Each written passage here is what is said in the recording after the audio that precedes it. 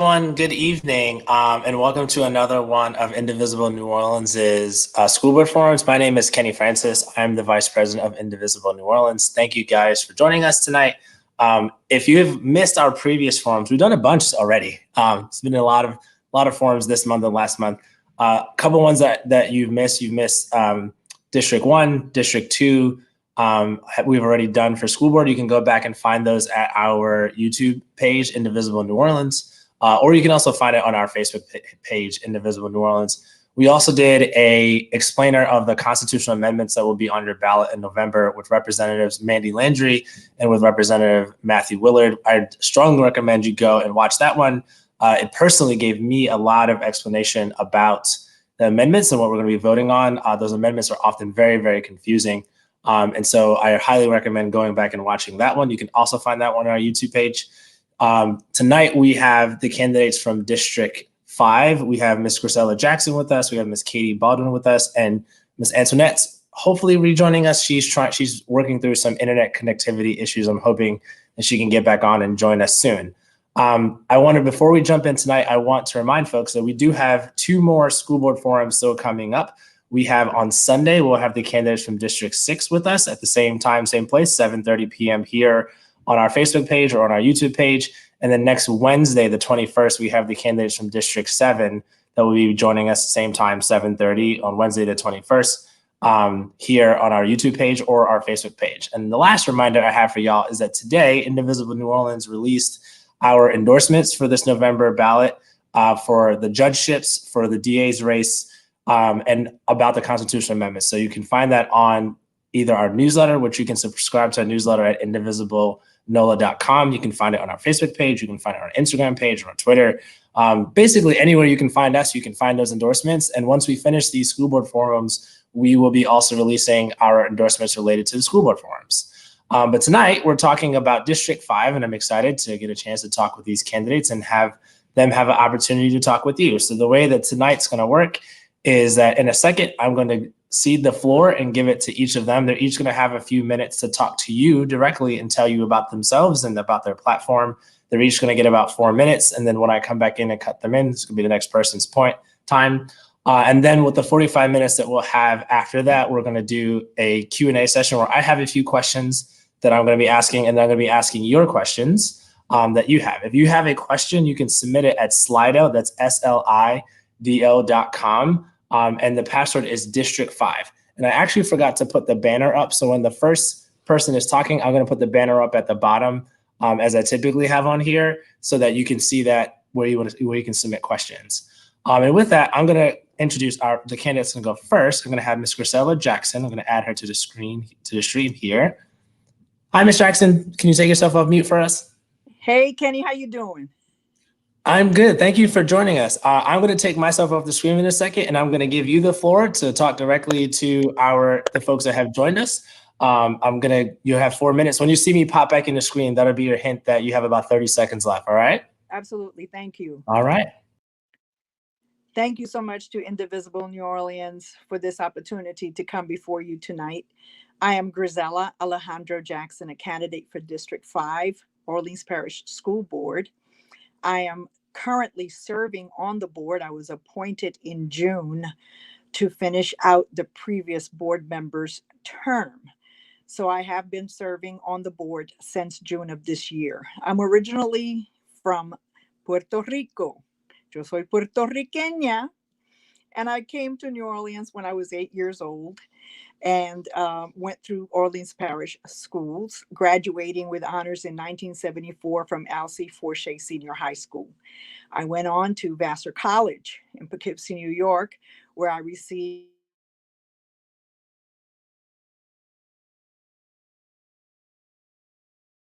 Can you see me? Okay. Where I received an undergraduate degree in English. And then I came back home, got married, had 2 children. I married Robert Bryan Jackson, who's also a minister and for the past almost 24 years has been pastor of the historic Second Baptist Church. We had 2 children whom we sent to Orleans Parish Public Schools. And then I went back to school, got my MBA from Tulane University. And in my work with the church, this is when I began working directly one-on-one with children. First of all, as a Sunday school teacher, as a vacation Bible school teacher, as a youth department mentor, and went on to when Robert became pastor, we went on to establish a tutoring program. And there I began working one-on-one with kids on their academics, helping them to do better in school, to get better outcomes academically. And we grew that program and then developed an ACT prep program for the juniors and seniors.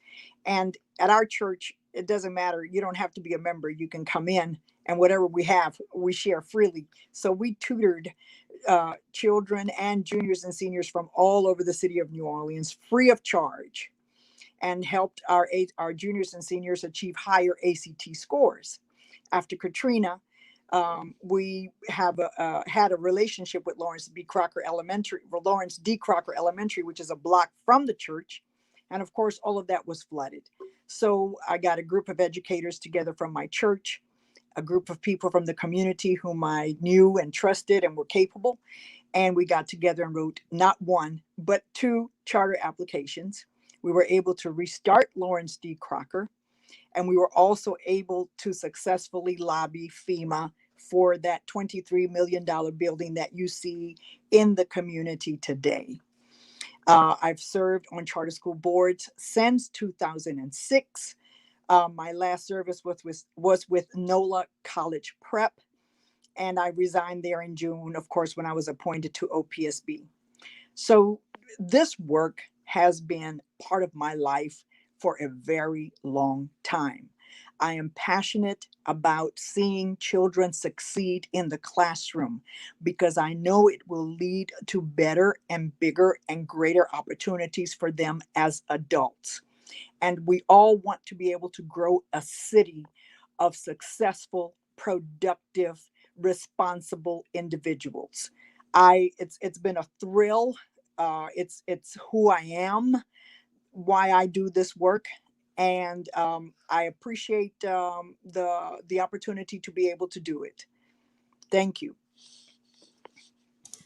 That was perfect. I didn't even have to come in and cut you off. Well done. Well, thank you, Ms. Jackson. We're going to put you back in the studio and bring you back when we have everyone together for the Q&A. Thank you for that. Next, we have Ms. Katie Baudouin, who I will be joining to the stream now.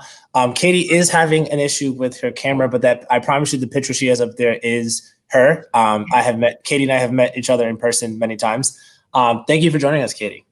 Sure thing. Thank you for your moderation, and thanks to everyone watching tonight.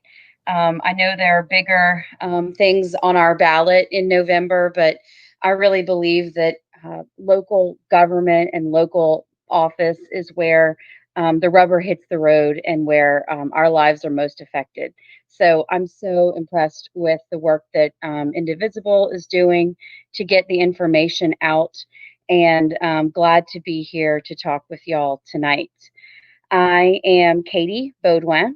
I'm a candidate for the school board in District 5. I am a working mom and a public school parent. My daughter is in 2nd grade at the International School of Louisiana, and her little sister will join her there next year in kindergarten. So I am the only one in this race with kids in the current New Orleans public school system. We have experienced the One App system. We have experienced our friends and neighbors and, just people we know, their frustration with the One App process. And it's really one of the things that's driving my desire to run for this position.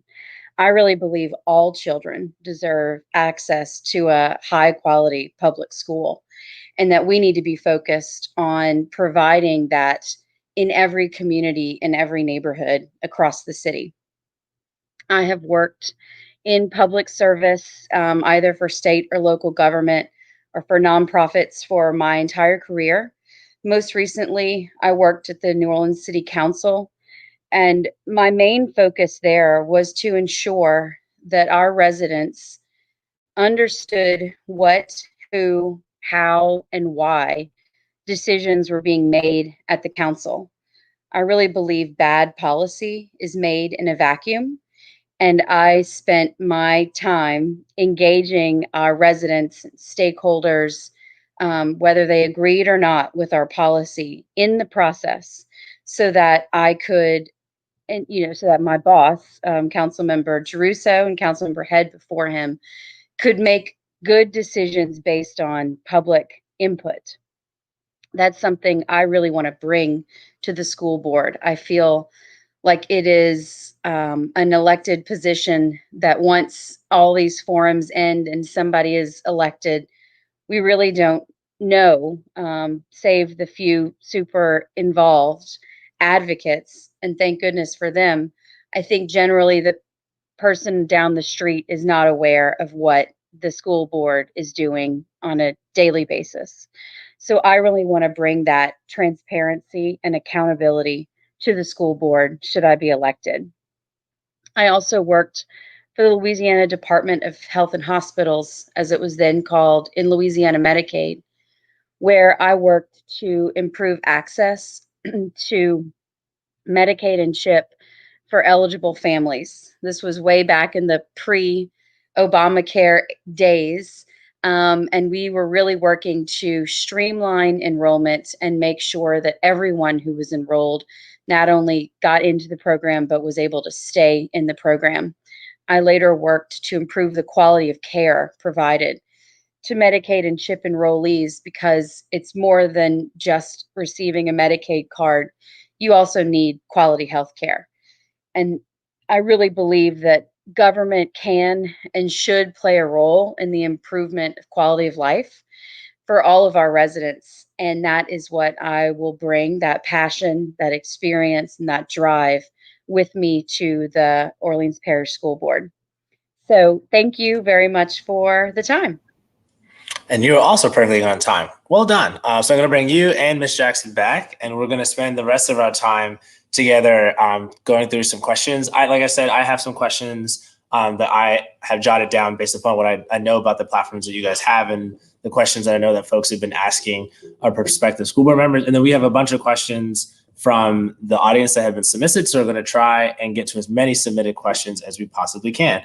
If you're watching this and you haven't submitted a question, you can submit it right there at the bottom. It shows you in the banner where you can submit it. It's slido.com. The event code is District 5. I'm going to start with a question that is one of my questions that I have that, Katie, you touched on this a little bit in your statement there. You talked about engaging families. I think it's not I don't think it would be a controversial statement to say that our district has struggled and not done a great job in engaging families in our communities over a number of years now. And so I've heard a lot of board members, prospective board members, and also incumbents in the forums we've done thus far talk about needing to engage families in the community better. And I would love to hear from both of you. And I'm going to start with you, Katie. How do we better engage families as a school board, given the role that you have on the board? And how do you better involve the community in our decision-making processes regarding our schools? And so I'm going to start with you, Katie. And just for time and fairness, I'm going to give you guys each 2 minutes to respond. Okay, great. I mean, I think that it starts with meeting families where they are and going out into the community and talking with them. I am a former neighborhood leader, was a president of a neighborhood association, and I know that if you want to hear what families are talking about, you need to go to them. So I will be I would like to attend all neighborhood meetings in my district, or at least, most of them. But it doesn't stop there. I think what I will be doing is having a much more active social media presence. I want to have, frequent newsletters, and I want to hear from people. It won't be just one-way communication. I really want to know what the families in our schools are experiencing and what their issues are. I want to have an open door. I don't even know if we get an office, but an open email door for people.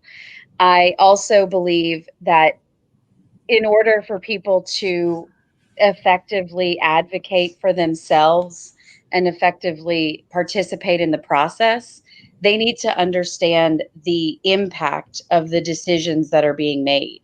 And that's something that I have done, like I said, as a professional for years, is to distill the the legal or policy documents that are being discussed, and make them approachable and understandable by just you and me, regular people. And I will be working to do that as well, so that people understand what we're doing, so that they can effectively engage in that process. Thank you for that. Same question to you, Ms. Jackson. How, if you were to continue on the board, because like you mentioned, you were appointed to serve out the rest of Member Cleveland's time, well, how would you better engage families and involving community in the decision-making process of the board? Simply put, you need to outreach. You need to do outreach. You need to go out into the community and bring the community in.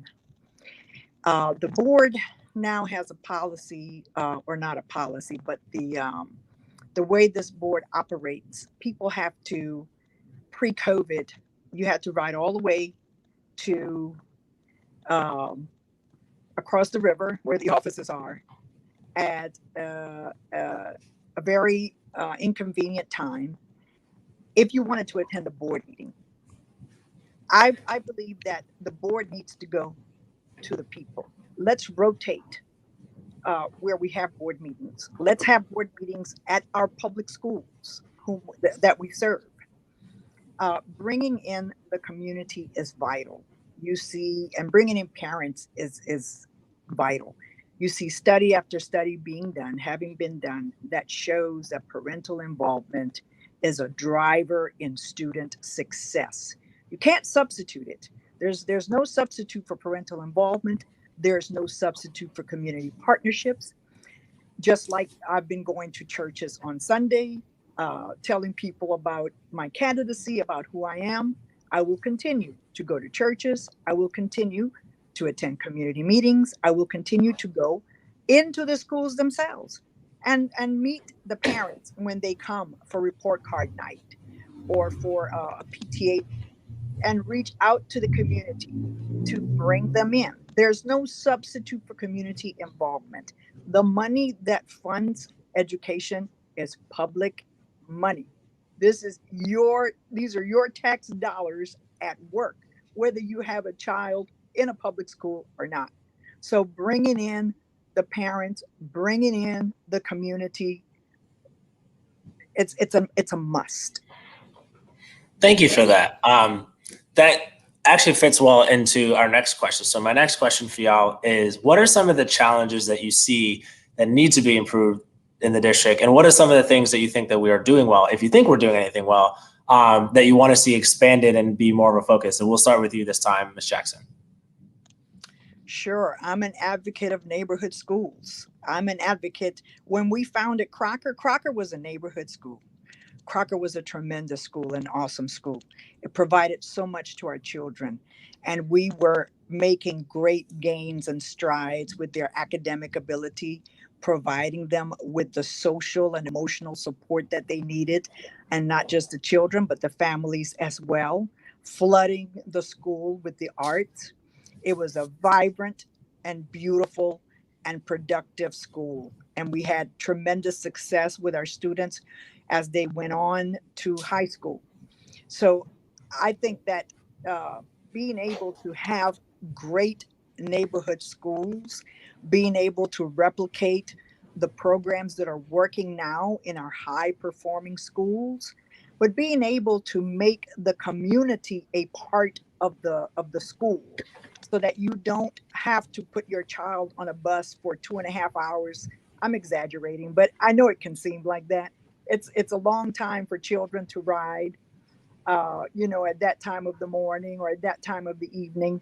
If you can have great neighborhood schools, you've solved a big problem for a lot of our families. But just making our schools great, all of our schools, not just a few schools, but making all of our schools great schools, providing the quality education that our children need to move forward. Gotcha. Katie, I'm gonna give you some extra time when you're answering to be fair, but I have a follow-up question for Ms. Jackson. I need to ask her. So one, as you both know, I'm a former staffer of the administration myself.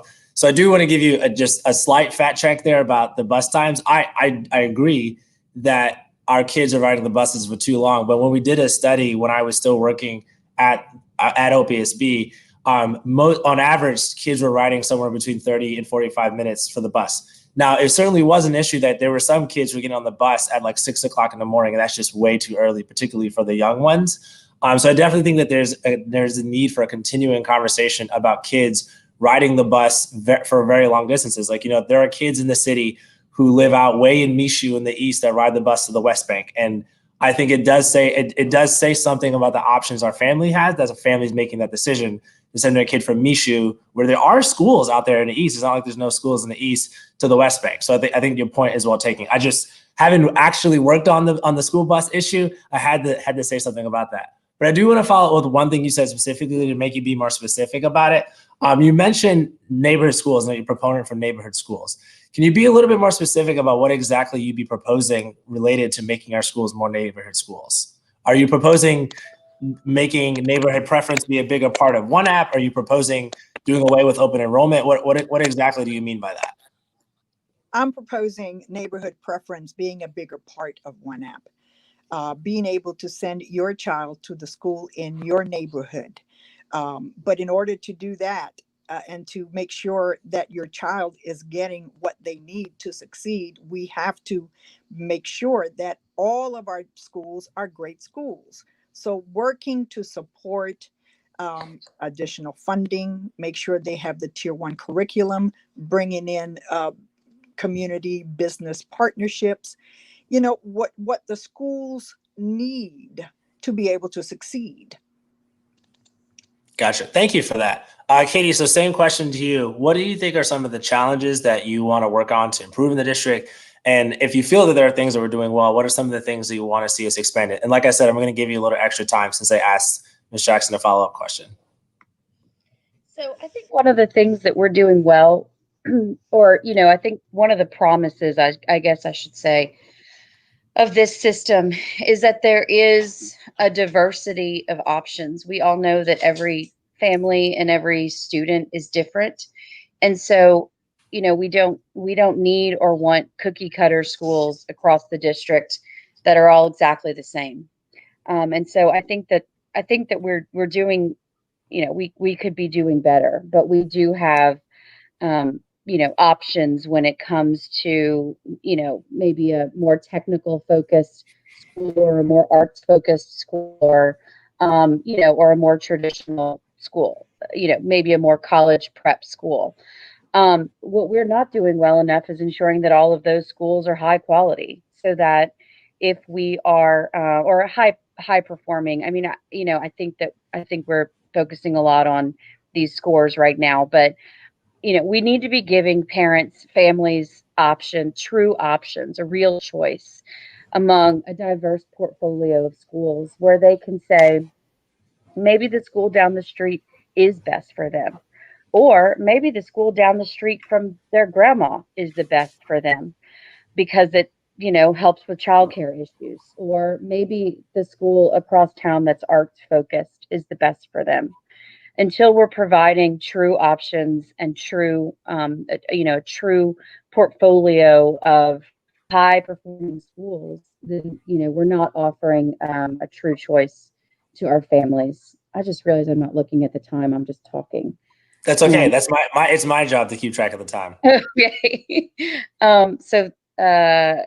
Yes. So I think that we have the promise of that. I think we're doing okay in some places, but we need to do better. I'm going to come right back to you, Katie. As you guys see, I'm switching who goes first here. So that you keep giving me good segues into my next question. So one of the things you touched on was the type of options that families have. And for this one, I'm going to give a little bit of background for folks who this may be your first one of these that you're watching, but I've explained it each time.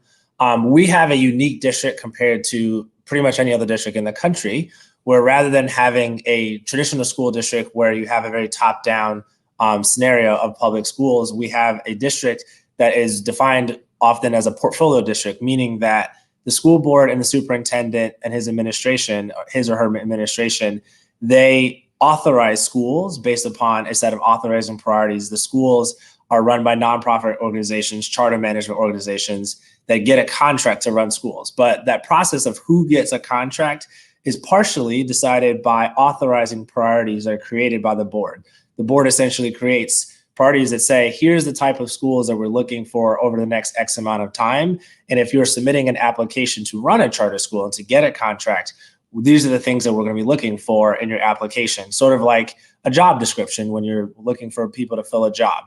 So Katie, if you're thinking about our schools as applying for jobs, and the job is educating our children, and as you said, giving a diversity of options to our families, I would love to hear you talk about what your authorizing priorities that you'll be pushing for on the board and the types of options and types of choices that people are proposing to create for families. Sure. I think we do need to be more proactive in our selection instead of reactive. I think we need, as a board and as a district, to have a clearer vision of what we want to see for our school system in the next 5, 10, or 20 years. Whether it be the current system we have now, or if we're going to transition back to a traditional or, run system or a hybrid of some sort. We really need a clear vision and a clear path so that when we are making decisions, we know if we're making them, and staying on that path. Some of the things that I will be looking at, and I think that we're struggling with as a district, I want to know how schools are addressing their students with exceptional needs populations. I want to see their enrollment and how they are and how they're enrolling. I want to know that they are not cherry picking students that will do the best on tests, and that they are, and leaving out certain socioeconomic, students with certain socioeconomic backgrounds. I want to make sure that they are, they have a robust ESL program, if that's something that their student population requires, and that those English language learners are being treated with the cultural respect that they deserve, but also are learning and advancing in their education. I think, as I walk around and talk to families, the special education and the ELL, deficits at some of these schools is a real concern to families in the district and to me. So I want to be sure those are things every school needs to be doing a better job of, no matter where in that sort of portfolio they're fitting in. We all need to be doing a better job of serving all of our students. Ms. Jackson, if you bear with me, I'm going to do the same thing I did with you. I want to ask Katie to be more specific about something. So you mentioned ELL students in your answer there.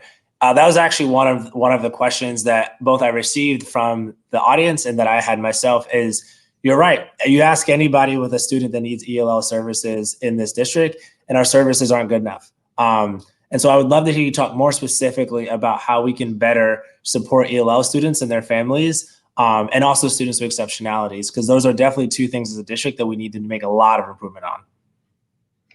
Well, for their families, I think we need to be sure that we are communicating with the parents in their native language, so that they, their student is an English language learner, but maybe the parents are not. And so we need to ensure that they have the access and the information that they need from their school in a way that it is accessible to them. So that's number one, to ensure that their families can participate in their students' education. I think what we need to see more of is better integration among the ESL programs and the general population teachers, so that we have a better connection between those. If you're pulling out for ESL for a certain amount of time a day, that those teachers are really communicating with each other, and they know what you're learning in one class and what you're learning in the other, and those connections make sense to the student, and that the progress is being very well documented, and um, adjustments are being made as necessary. As I said, this is the same with our students with exceptional needs. We really need to be sure that our families feel like they are aware of and are playing a strong role in what is happening with their students' education. I want to be sure that they have, that those IEPs are something that they understand, that they have participated in, and that they, that they support, so that that support can be given at home in addition to at the school. But all of this requires more resources. We simply need more resources for these students. And what I will do is partner with our state leadership and our city leadership to advocate for more resources. We need to be investing more in our students and in our teachers and in our schools.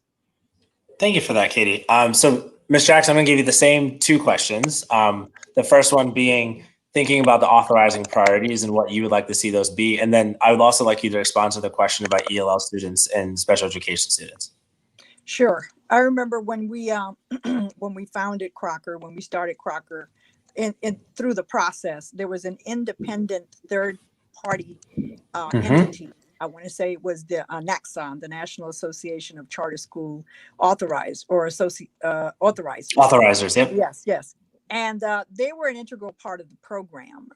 So we were thoroughly vetted to make sure that the programs we were bringing, the funding that we were bringing to the table, that our organization, our operations, our financial picture, our governance, and our academics were all in line with what the kids needed.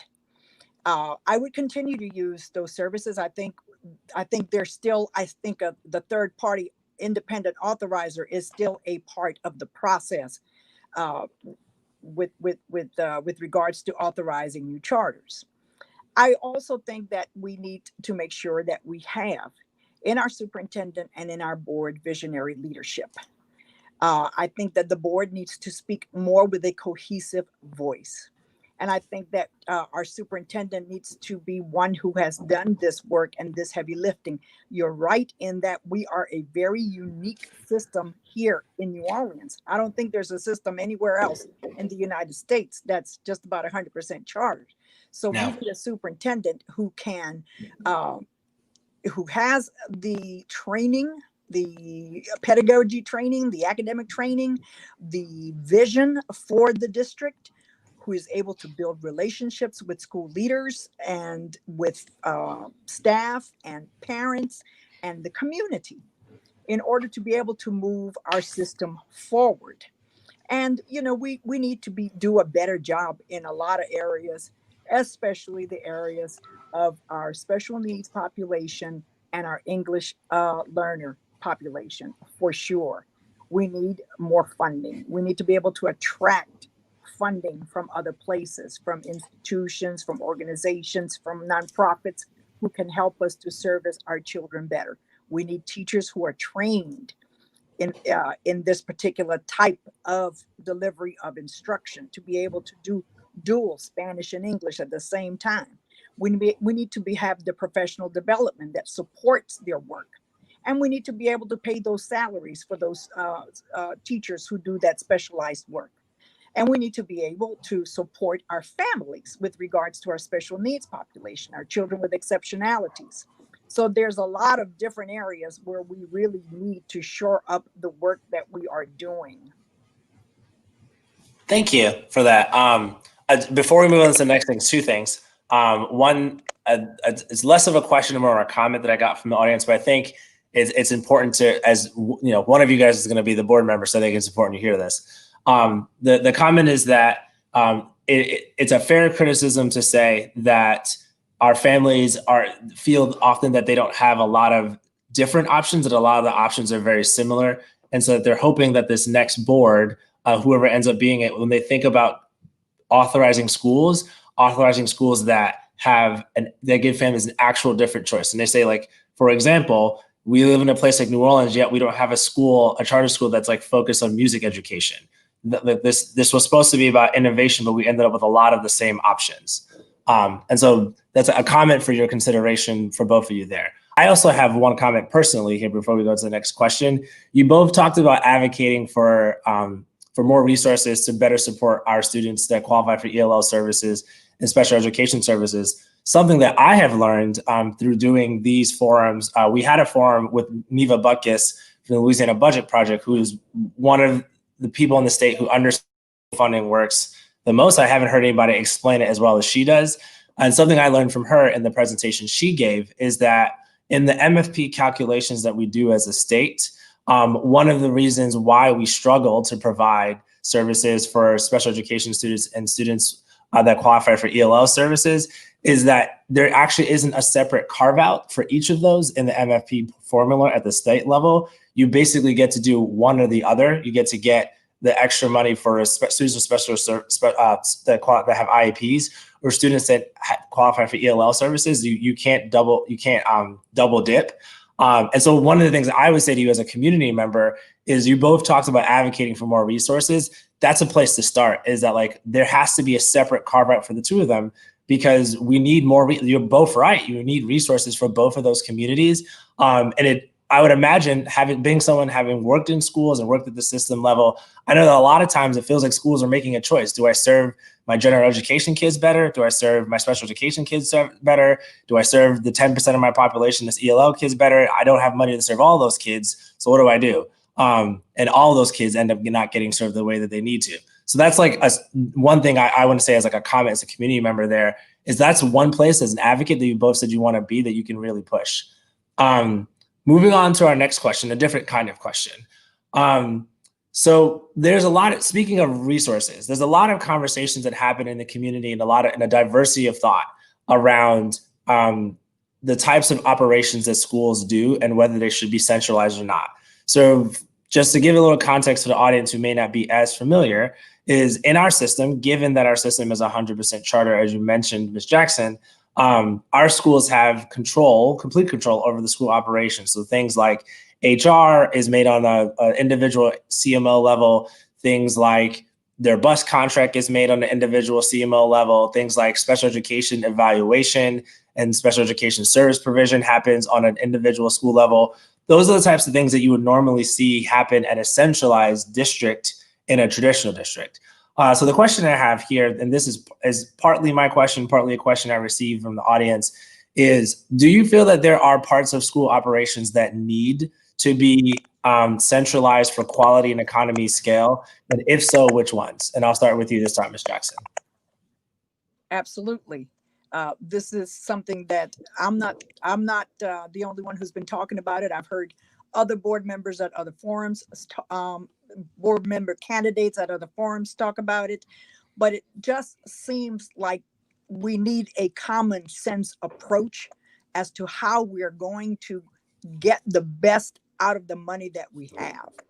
Consolidating, centralizing, use whatever word you want to use, but bringing together all of these needs where we can bid out contracts and get better economies of scales, get better pricing, still have get the quality that we need, still be able to service our kids.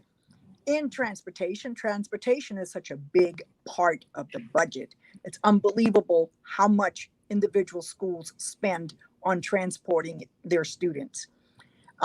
Food service, we want to make sure that all of our children get at 2.5, 3 meals a day that we can provide for them in the schools. But we want to be able to do it at an affordable cost. We want to be able to streamline security services, technology services, all these kinds of functions, operational functions that can be partnered with, taken over by the administration. Everybody chips in, but it's not going to be the same amount that you're spending now. So you're going to be getting more for your money. And at a time when our budgets are being hit hard by COVID, uh, where the tax dollars are fewer than they were prior to COVID, we're all going to have to really face some stark realities moving forward as to how to best make the money that we have work to the best that it can, to be able to service our students as they need to be. Thank you for that. And just within your time almost right now. Same question to you, Katie. Of the functions that schools are doing individually, do you believe that there are some functions that we need to centralize for quality and economy of scale? And if so, which ones? I think there probably are. And, I think, transportation obviously is a big one. I think food service is interesting, but I think we need to acknowledge that it is a balance. And when you centralize, you are also going to trade off local control. And by that, I mean, as a parent, if my child has an issue on the school bus, I want to know that the person I'm calling at my child's school is going to be, that they're the ones who are in charge of that school bus driver, or they have the contract with that school bus operator. I want to know that if the school lunch quality is poor, that I know who I can contact and discuss that. I think that is a trade-off with a centralized system of these types. And I would hate for our parents to be sort of stuck in a bureaucratic loop of not being able to get answers or change. Maybe, maybe there are ways that we can address that and still centralize. And if that's the case, and we see cost savings, and those cost savings are put back into the classroom and back into educating our kids, then maybe it is a trade-off that we want to make. But I do think we need to acknowledge the complexity of these decisions and understand what all the multiple outcomes may be, and then make a choice about what we think is best for the students in the district. Thank you. Okay, so with that, we have about 20 minutes left, and I promise I want to get you guys out on time, because I know that you guys are both working really, really hard on the campaign trail. So I want to stick to the time that we said. I'm going to give you guys a disclaimer here. So I have 3 questions left. 1 is from me. The first one's from me, and then 2 is from the audience. And I'm going to warn you now that these are the 3 most contentious questions we have for the night. So I'm just going to warn you now. My first one is a big one that is a huge conversation in our city: school closure. I want to hear both of your thoughts. I'm going to start with you, Katie, on your thoughts on school closure as part of our practice. Now, to give some context for folks who may not be super familiar with our school district, we have a school district where schools that are consistently low performing are closed as part of a process in which they can either be closed outright, as in the schools literally go away and don't exist anymore, and the kids at the school have to go to a different school and choose a different school, or that they can be closed and do what we call transformation, where a different charter operator comes in and takes over the operations of the school. There is, safe to say, a diversity of opinions about whether school closure is a good or a bad thing, or should not happen, or is an appropriate intervention or not. And as 2 people vying for the board that will be voting on school closure decisions, I want to know both of your opinions on this about school closure. Is it appropriate? Should we enact a different process? If so, and what are your ideas related to that? Starting with you, Katie. So I think a true school closure where the students have to go somewhere else is so disruptive on the students and their families that it should be an absolutely last resort. As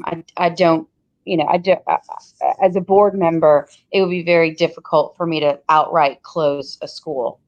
I do think the transformation is an important option to have in our toolkit. If there are operators that are they're willing and ready and able to take over that school if it is consistently failing.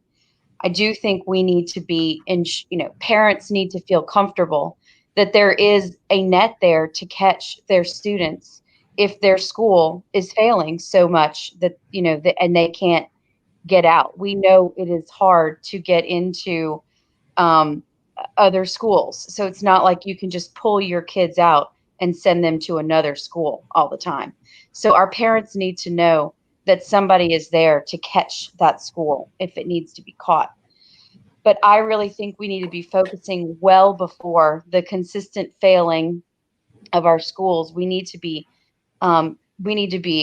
conducting interventions well before they reach that multiple year failing status and working with our schools. The superintendent's office needs to be working with our schools, as soon as they look like they may be going, say, from a C to a D or, wavering in that C position, so that we don't get to the point of failure so frequently. But I think we also, as a board, need to trust and be well aware of the decisions that the superintendent is making and how they and their staff are coming to those decisions, so that when we do, as a board, have to act on them, we feel confident in the decision or not, as the case may be, but we know how it was reached. So, I guess to sort of close, the disruption that it causes to families and communities is such that I don't see where we should be outright closing schools. However, sometimes I think it may be important to transfer them to a different operator, but I do believe we need to be working with them a lot sooner before that we get to that point. Thank you for that, Katie. Same question for you, Ms. Jackson. Yes, I believe that closing a school should be the last resort, but I believe that we do things reactively and not proactively. And we need to be there with the brand new operator on day one, making sure that they have the educational and operational supports that they need to become successful. The administration is more of a monitoring agency than it is a Department of Education. If we're a Department of Education, we need to be in there assisting, providing resources, technical support, specific professional development support. Why wait till year 3 or year 5 to say, okay, we've got to close you down? Especially in a time of COVID, that's the last thing that I want. I don't believe that schools that are chronically failing should be allowed to continue with our kids, but I do believe that there's got to be a better way to do this. And that's part of the problem. People are getting sick and tired of this revolving door of charter operators. There's no stability, there's no consistency, there's no guarantee that the next person is going to do a better job than the ones now. So let's get on the ground floor with our organizations and provide for them what they need. We can do that. Thank you for that. All right, we got 2 more left, and then I'm going to let you go. The second question I have, and this one's coming from the audience, is about unions. So I'm going to give some context here before I ask the question. As a reminder, we have what, as I mentioned before, a portfolio district where charter schools have a contract with the district to run their school. And one of the things they have autonomy over is their staff. And so I want to say 2 things related to this. One, it is legally possible for the teachers at a specific charter school to organize and collectively bargain with the board of their charter school and sign a collective bargaining agreement. Given the legal construction of our district, it would not make sense for the school board to sign a collective bargaining agreement with a centralized union, because the centralized district does not have HR control over the staff. Like the district doesn't employ any teachers that don't work at schools that the district is directly running. And so all of the charter schools would have to do it individually. However, I think this question is so relevant because having been a teacher in the district for years, I can say through personal experience that there is a culture of intimidation against teachers exercising their legal right to organize, whether they want it to be a union or not. And so I'm going to change this question I got about whether you support unions or not to, in your position as a board member, seeing as you would not be able to instigate the board signing a collective bargaining agreement with a centralized union, what are you going to do to ensure that teachers feel safe from retaliation or any sort of negative consequences if they choose to organize and try to start a union at their charter school? How are you going to make sure teachers feel safe in taking that legal right that they have and exercising it? Starting with you, Ms. Jackson. Well, I think it's important to support teachers. I don't have a problem with teachers organizing. Teachers have rights and they need to be able to express grievances. I believe that you can leave it up to each individual charter because that's what it would be since we don't have a centralized system. And if the teachers decide that this is the way they want to go, I believe that there's a way for the administration to be able to support them. 2 of our schools are unionized, so it can be done. We can, you can collaborate with the schools that already are unionized and figure out a way to do it for your own school. But I am not, a fan of intimidating teachers. Teachers need our support. They need, they need professional development. They need wages that are comparable to the work that they're doing, because this work is thankless work, and it's from morning till you lay your head down at night, and when you wake up you got to do it all over again. There's a tremendous amount of burnout in this work because it's missionary work. There's a teacher shortage right now, so we've got to be able, if you've got good teachers, we need to be able to support our teachers and be able to provide for them the opportunities that that they need. If it's organizing, if it's unionizing, I'm not opposed to looking into that. I would support that. Thank you for that. Same question for you, Katie. So I would consider the teachers in the schools in District B, District 5, my constituents and my people, just like my students and my families and the school leaders. And I would hope that if there is intimidation happening, or a teacher does not feel comfortable, or if they're feeling like their profession, their position, I guess is where I'm looking for, at that school is in jeopardy because of anything, whether they're trying to organize or because of, anything else that they could feel like they're in jeopardy about. I hope that my open door and transparent policy will be utilized by the teachers in the district as well. I want to know about that. I don't support that, and I don't think our schools should either. I think we need to be really cognizant of the culture in our schools, and if there's a culture of intimidation of our teachers, then what really does that show to our students in that school? So I would hope that as a board member, our teachers would feel comfortable coming to me with that information, and I would see what I could do to address it. But I do think it remains with the schools to make those, with the between the schools and the teachers to make those decisions around organizing. Gotcha. And then my last question for y'all, as we come to the end of our time here, is a question. And I think you guys have both definitely heard this before, because I feel like this question is submitted at every school board forum. The question is about, do you support the repeal of Act 91? And I'm going to, again, give a little bit more context about this before I let you guys answer. And I'm going to start with Katie, with you. So for folks who don't know, Act 91 is the state law that really sets up a lot of the structures around autonomy of schools and chartering out our school district. Without Act 91, the powers of the superintendent would be very different. And one of the things that it would be one of the first steps to returning schools to a traditional model where you have the district that is directly running all schools. The fact check I want to give here is that neither of you would get to take a vote on whether or not we repeal Act 91 or not, because that's a state law.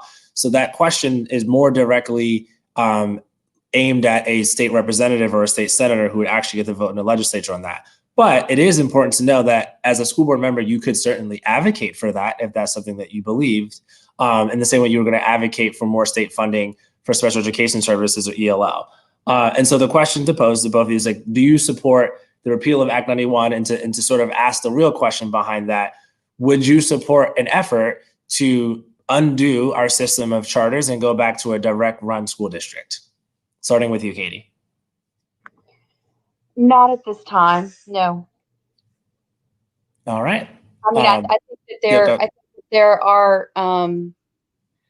are likely tweaks and changes, and I think in a system this complex that affects this many students and families, that there will likely always be an opportunity to improve, or maybe some of the balance that's inherent in Act 91. But I am not, at this time, I would not support dismantling it or repealing it. I just don't think we're there yet as a district. Same question for you, Ms. Jackson. I would advocate for some changes to Act 91 for sure, especially the one that ties the board's hands with regards to decisions made by the superintendent. I think that supermajority vote really does not allow us to adequately represent our constituents as an elected body. I think that we need to start paying attention to the fact that things have to change. Whether it's completely repealing Act 91, we need to be able to have the infrastructure in place to be able to do that. I'm not here to tear down and destroy.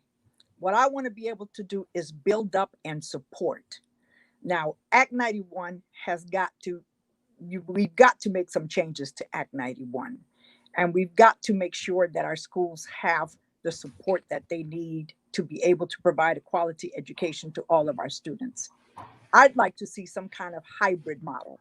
Take the good things from a direct run district, take the good things from a body of diverse charter schools and blend them together. I think that there's a way that we can come together and be able to provide quality education for all of our children. But definitely there have to be some changes made to Act 91 for sure. Thank you for that. And then with that, I do actually have 2 minutes left of our time. So before we go, thank you guys so much, first of all, for joining. Before we go, I'm just going to give you each 1 minute to sort of give like a closing statement if you have anything you want to say right before folks go to start early voting tomorrow. And we'll start with you, Katie. Sure. Thank you so much for the opportunity. And I do hope that everybody votes early, starting tomorrow, going through the following Tuesday. I think, to avoid any shenanigans on November 3rd, we should all vote early and in person if possible. I appreciate the time tonight. I have been doing the work to improve how government functions and improving the quality of life for Louisiana's residents for a long time now. I think we have a lot of challenges in our system, not the least of which is that our students come to kindergarten unprepared for kindergarten. And I think we need to be creating stronger partnerships and having better funding for our early childhood education system. So I will be an advocate for that as well on the board. And I just really believe that I have the skills and experience and the passion to do a good job at this. And I hope you will consider me. I'm number 132 on the ballot. And katiebaudouin.com if you have any questions. Thank you so much, Katie. 1 minute for you too, Ms. Jackson. Thank you so much, Kenny and Indivisible New Orleans, for this opportunity. When we started Crocker, we were told we couldn't do this. We were a neighborhood group. We weren't from here, there, and everywhere. We were right here from the community. And we had to go twice and submit charter applications 2 times, but we did it. We were told that we could never get that building back up, that it was not needed for the community, that we weren't under consideration. But we went up and down the highway, knocked on every door. I used my big mouth to say, Crocker needs a building, Crocker needs a building, Crocker needs a building, until they just got tired of me and they gave us the building. So we got the impossible made possible by the grace of God, by the strength and the vision that he gave us. So I am not taking no for an answer. I am going to continue to work on behalf of the children and families of New Orleans to make sure that our kids get the best educational opportunity that they deserve. We had 2 LA4 pre-K classes at Crocker. We had a tremendous institution at Crocker. I want to work to make all schools great. I'm Grisela Jackson, number 133 on the ballot. I would be humbled to receive the vote and support of the voters of District 5. Forward march. Thank you so much to both of you. Good luck. Best of luck on the rest of the campaign trail. I hope you guys are eating and sleeping and finding some time for your loved ones at home in what I know is a very, very long haul for the campaign season. You've got a couple of weeks left and then you're done. Thank you both so much. Thank you everyone for joining us tonight and for your questions. We have 2 more of these left. It's been a marathon for me too. I've done 9 so far and I got 2 more to go. 2 more forums to do. We have on Sunday night at 7:30 p.m. we will have the candidates from District 6. And on next Wednesday night, we have the candidates from District 7. And then we're all done. And then it's all up to you guys, the voters. Thank you guys for joining us. And have a good rest of your night. Thank you so much. Thank you, Kenny.